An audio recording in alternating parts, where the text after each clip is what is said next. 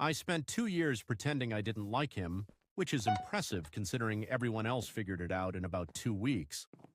We met in class when he asked to borrow a pen and never gave it back, and somehow that turned into sharing notes, then walking home together, then staying up on calls that had nothing to do with school.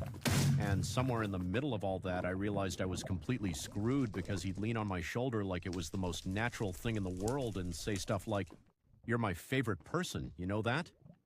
And I just laugh it off like it didn't hit way harder than it should have. And the worst part was I had no idea if he meant it the same way I did, or if I was just another friend to him, so I kept it buried, told myself it was safer that way, until the night we were studying at his place and it started raining so hard the power went out, leaving us sitting there in the dark with just his phone flashlight between us.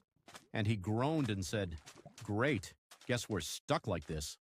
And I don't know if it was the rain or the quiet or the fact that I was tired of lying to myself, but I suddenly said, "Can I tell you something without you freaking out?" And he immediately sat up a little straighter and said, "You're scaring me, but okay." And my heart was pounding so loud I was sure he could hear it, as I said, "I think I like you, not as a friend." And there was this pause that felt like it stretched forever before he asked, softer this time, "Since when?" And I let out a shaky laugh and said, "Probably since you stole my pen."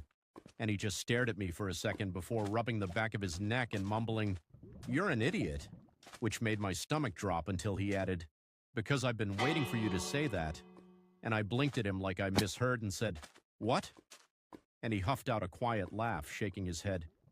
"I thought you didn't feel the same."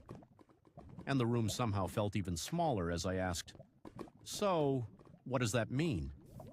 And he hesitated, glancing at me like he was deciding something important before saying, "It means, if I do this, you can't pretend it didn't happen tomorrow." And I swallowed and nodded, "I won't." And he shifted closer, close enough that I could actually feel his breath as he said, "Good," right before,